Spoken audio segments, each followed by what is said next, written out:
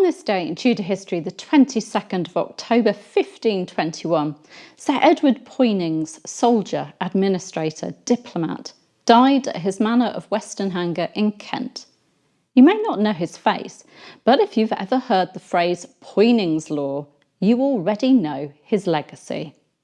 I'm historian and author Claire Ridgway, and let me introduce you to this Kentish gentleman who helped Henry VII tame Ireland, chased pirates off the coast of Flanders, and later carried Henry VIII's diplomacy on his shoulders, before coming home to rebuild his castle. Edward Poynings was born in the autumn of 1459, probably in Southwark, the only son of Robert Poynings and Elizabeth Paston.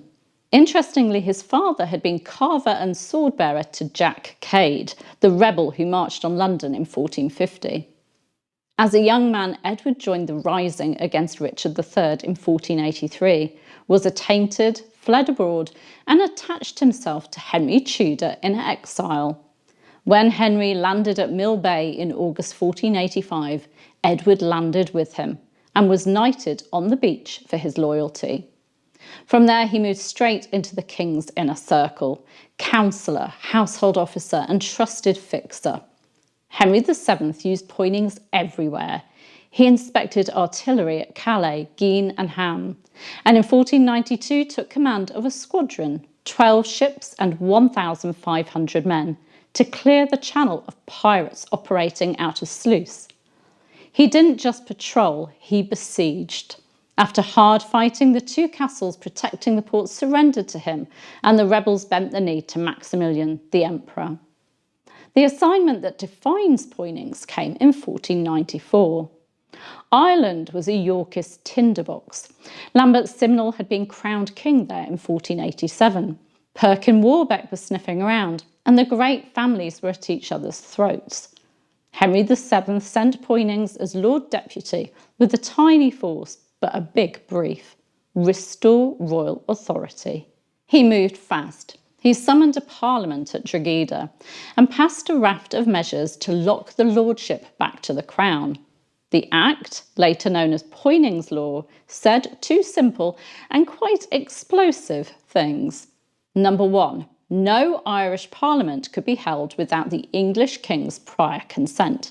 And two, only bills first approved in England could be discussed in Ireland.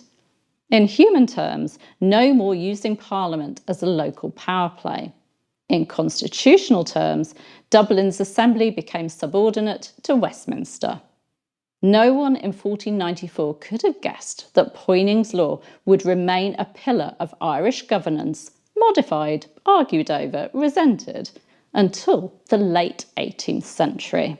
Poynings also passed measures to tighten royal control, curb magnate muscle, and reaffirm English law and customs within the lordship. And he fought. He wrested the mighty Earl of Kildare, retook Carlow after a stubborn siege, broke the blockade of Waterford in 1495, and even captured 3 of Warbeck's ships. It wasn't glamorous, and it certainly wasn't easy, but it worked. The Yorkist threat was stamped down, and the English Pale around Dublin began to be thought of like the defensive Pale at Calais, with ditches ordered to be dug around it. After Ireland, Poynings came home to Kent and to the coast. He became Lord Warden of the Cinque Ports, that cluster of channel harbours that guarded England's maritime front door, and controller of the household. Under the young King Henry VIII, he turned diplomat, renewing treaties, negotiating in the Low Countries, and being involved in royal pageantry. He was at the capture of Terouanne and Tournai in 1513, served as lieutenant of Tournai with a garrison of 5,000, uncovered a plot to betray the town, and negotiated alliances. Later, he helped ferry the king to France for the Field of Cloth of Gold in 1520, supplying ships as warden, and met Emperor Charles V at Gravelines. In 1517, he had taken on a final honour, Chancellor of the Order of the Garter.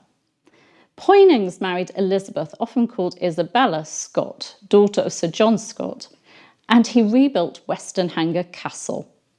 Sir Edward Poynings died at Westenhanger on the 22nd of October 1521. He had one legitimate son, John, who sadly predeceased him, and 7 illegitimate children whom he provided for in his will, among them Sir Adrian Poynings. Westenhanger went to his eldest, Thomas. Much of the wider estate reverted to Henry Percy, 5th Earl of Northumberland. Thomas would later be made Lord Poynings and serve at Boulogne, proof that service ran in the blood. Poynings never became a great duke or a household name, but kings kept calling him when the job was hard and the politics messy, and the result mattered. He was a man who could be relied on. He took a Yorkist-friendly island and locked it to the crown. He turned pirate hunting into policy and crisis management into constitutional change. And he managed to serve 2 very different Tudor monarchs without ending up on a scaffold. Quite an achievement.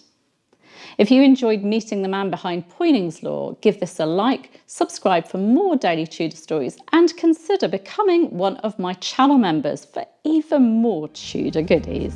I'll see you soon. Bye bye.